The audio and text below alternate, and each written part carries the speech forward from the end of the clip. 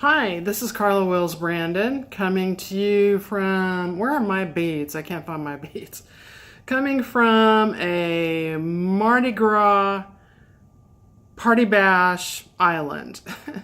The big event was the Grand Momus Parade, which took place on Saturday night. And boy, did you see it all. Well, actually, I saw it all. It was very entertaining, a lot of fun, food. This year I did not cook piles of gumbo because I had just come back from a cruise. And on that cruise, I got to sit in a balcony and watch the dolphins. It was wonderful until the steel drums started playing right below us. Then it was ba-boom, ba-boom, ba-boom. I think my headache increased tenfold, and all of a sudden my consciousness wanted to leave its body. And that's what I want to talk about today. I want to talk about consciousness because I think there's a lot of confusion about this. A lot of people have different ideas about what consciousness is, and that is great. Whatever works for you is fine, just so you have a sense of your own consciousness. While on the boat, what I discovered was that there were a lot of people who were so death phobic. I mean, so death phobic. It's really bad when I see a middle-aged woman wearing her teenage daughter's clothes because she wants to look younger and has a horrible fear of aging. That breaks my heart. Or I see somebody who is in one of those scooters, you know, those scooters people ride around, and they're healthier than me. I had knee surgery about 2 months ago, and I'm gearing up to have a second one. And I'm walking around with a cane, and they're in one of these scooter mooter things, just kind of letting everything go to pot. Of course, there were people who definitely needed those scooters, but I'm not talking about them. I'm talking about the ones who have kind of given up on life, given up on evolution, given up on self-exploration. That just makes me so, so sad. At our table, there was a man who I sat next to, a delightful man, wonderful wife. They were a lot of fun. And for some strange reason, we started talking about what we were going to do with our remains when we pass. You knew I was at the right table, huh? That was divinely manifested. Well, he said, I won't be here. Just cremate my body. I'm not going to be here. My consciousness, what's really me, is going to be somewhere else. Well, I knew this was the guy to talk to, and we had a ball. And his wife had had some experiences with departing visions, and we've talked about departing visions before, where maybe I'm sitting and having a cup of tea, and all of a sudden there is this ball of energy floating around my kitchen. It could be blue, it could be green, pink, purple, white. I've seen white. That's very interesting. And there is this belief that those balls of light, those orbs, whatever you want to call them, spheres of energy, are consciousness. Then there's the individual who is having a hard time staying in their house right now because they are being played with by a spirit, somebody who loved that house and has come back to see who the new residents are, is doing some trickery, and I think I know who it is. But it scared them to death. But this is not a haunting, it isn't a ghost, it's a spirit that loved this house and has come back to check out the new residents and is kind of giving them a hard time for now. So we discussed a lot of that. Then there's the near-death experience where one is close to death and they can have a sense of leaving their bodies, or they can find themselves being in a totally different reality. and they can see relatives sometimes or friends who have passed on. I saw my mother, grandfather, and uncle standing in front of a golden tunnel. And I wasn't supposed to go through that tunnel. I got that message ESPE or some way. And then there's the after-death communication that I had with my mother years ago. It took me several years to have such an experience because I needed to grieve. So some people can have contact immediately after a passing. Other people need to just focus in on grieving, and either path is okay. So don't think there's something wrong with you because you have a loved one who has passed and you haven't been able to make contact with them right away. Just be patient. It'll happen. I had a apology contact with my mother just a few years ago, where she actually showed up and she said she was sorry for a lot of the things she had done. She explained to me what was going on during that time. And it was an incredibly healing experience, but it took like 25 years. So give yourself a break if you haven't had that experience yet. An after-death communication where somebody comes to you in a dream, like I had, and they just hug you and they just say, "Don't worry about me. I'm okay. Life is good." The widow who lost a husband in the physical and who needed to grieve, just needed to grieve and be sad, but then knew that her husband was there with her at all times. At all times. Do you know it's okay for us to grieve the loss of our loved ones in the physical? That they're not going to get mad at us, or we're doing something wrong, or we should just pull ourselves up by our bootstraps and quit, feeling sorry for ourselves and grieving. That infuriates me. Some people need to just lock themselves in their house for a while. They just need to lay in the bed for a while. They just need to, have all the pictures out and all the clothes still there. And they're just not in a place to do what society thinks they should do. Everybody grieves in their own way. And so the way I grieve may not be for you, and that's perfectly okay. The only time it can become a problem is if we hold on to it so tightly that it makes us physically sick. Then we need to go get some help and talk to somebody who understands grief really well and can help us maybe just kind of like get over that big blockage. So what I'm saying is, even when we have these experiences, we may still need to grieve. Now, to consciousness. One of the things that I have loved researching is the mist that leaves the physical body when transition occurs. I have so many accounts in all of my books about this, where somebody sees a pink mist leaving the body, or they see an orb leaving the body, or they see a replica of the person floating above the person's body, and then it moves on. That's consciousness. The other thing I want to share is that as a sensitive, and sensitives were seen as mediums and psychics, but today the term is a sensitive. As a sensitive, I'm able to see in my mind's eye what the person who has moved on looks like. I can see them in my mind's eye. And what they will do is they will present to me like how they dress to go to work, because that's information I need to pass on to the person who is listening to me, so that they can see if they can identify as to whether or not this is a relative of theirs, whether this individual drove a sports car, drove a Volkswagen. That's the kind of information that I ask for.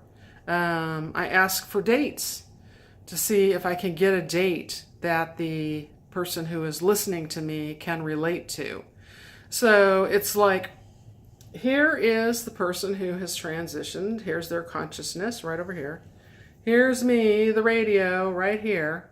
And then over here is the person who is listening to this information and trying to see if they can identify if this person is a person they knew when they were alive, if it's a relative, if it's a friend.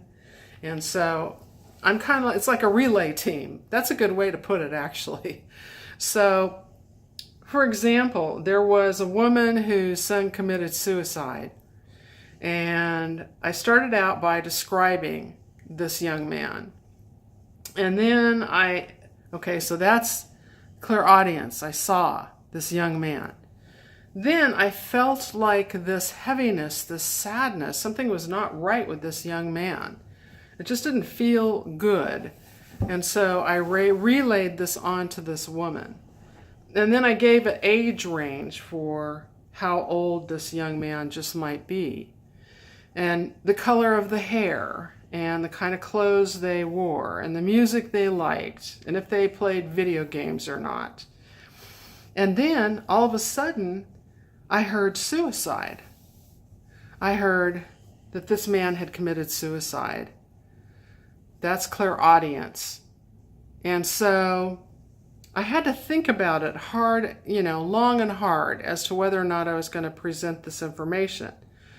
So what I said was, I'm getting the sensation that somebody committed suicide. And then the sitter said, yes, my son committed suicide. So all I was doing was relaying the information that this son was giving me to give to his mother, to let his mother know that he's okay. So see how that works? So that's consciousness. That's, not a person feeding me this information who's in the here and now. That's consciousness, giving me information to pass on to a living friend or a family member. And so that sort of thing happens a lot for me and other people. One more example would be, I have a friend who lives in the Netherlands, and he will probably listen to this, so I better get this account straight or I'm going to hear from him.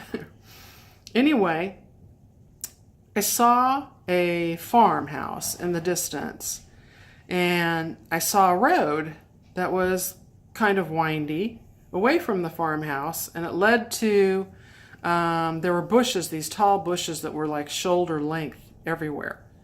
And then I smelled blueberries. The smell was so strong, it about knocked my socks off. And then I saw a woman standing there, and after I described this woman, he said, that's my mother. Or it may have been his grandmother, I don't remember. But anyway, he said she made a lot of blueberry jam. And so what I was getting is I was getting information from the person, the grandmother, the mother, who was trying to pass information through me onto her grandson's son, that she was okay and that she was fine. So a lot of times what happens is that this information, it's fleeting. It comes in very, very fleeting. And so I have to pay attention to it, because I believe that when we go to the other side, we are a different vibration. We're a much higher vibration. We are an energy. And that we present our physicality as we were while we were living, so that the person who is still here can recognize who's sending the message. So how could that happen? That's like consciousness. But that's exactly like a departing vision or a near-death experience, where we receive information. We receive information about a different reality. We find ourselves in a different reality.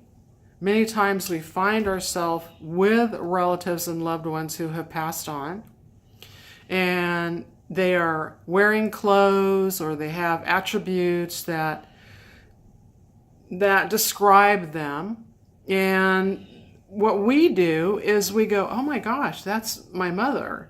That's my mother.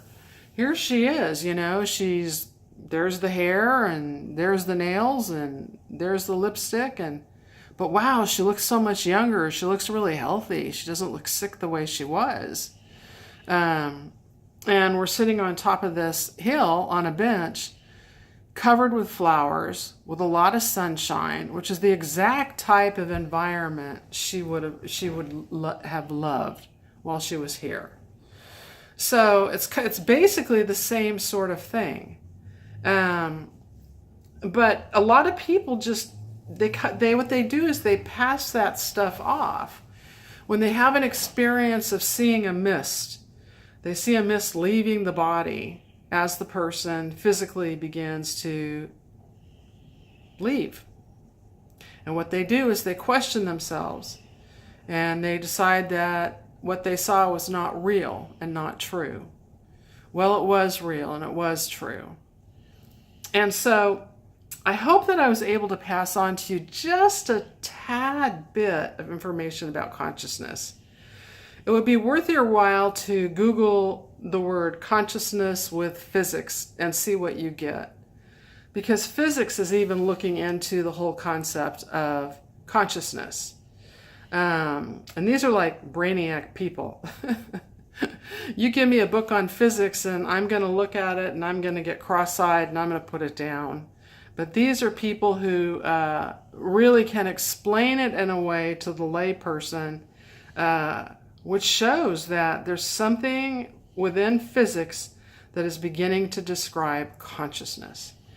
Finally, last thing, a lot of people get real tripped up in what they're calling heaven or God or ghosts or whatever whatever they want to pull up. There was this guy who was an atheist, a hardcore atheist. And he told me he was an atheist right away. I'm an atheist. I'm an atheist. I don't want to hear any of this stuff. And then he started saying, we are vibration. We are a vibration of energy. And when we die, that vibration doesn't die. It doesn't die. It's still around. It doesn't go anywhere. If anything, it goes someplace to a different reality. We can't explain universe after universe after universe. Some people talk about these these wormhole things. It's a physics thing where maybe we can travel to another dimension through those. But he kind of went on and on and on with this stuff. And but it was real clear to me that he didn't want to hear the word God or heaven or any of that, angels or spirits or anything. But what I said to him is, you're not an atheist. You have a philosophy. You have a belief system about what happens after the physical body is no more. You're not one of these folks who says we become worm food. You have a philosophy. So if you want to call the next dimension the spirit world, that's fine.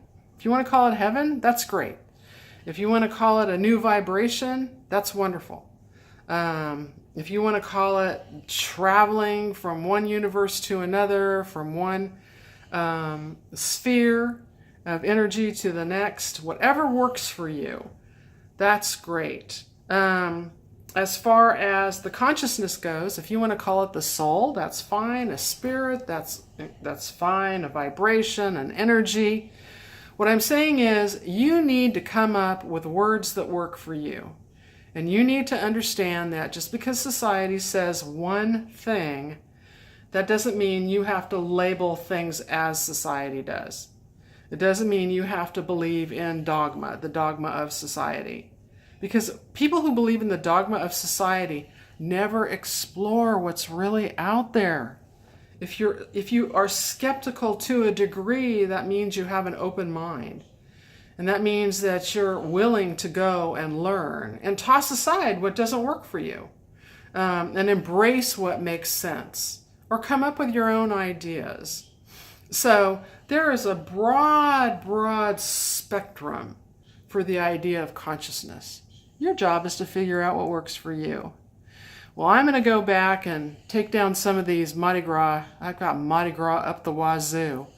take some of these Mardi Gras decorations down, and it's always a pleasure talking to you, and thank you so much for watching this video, and I look forward to spending some time with you at another time. We will see how Spirit moves me. Take care.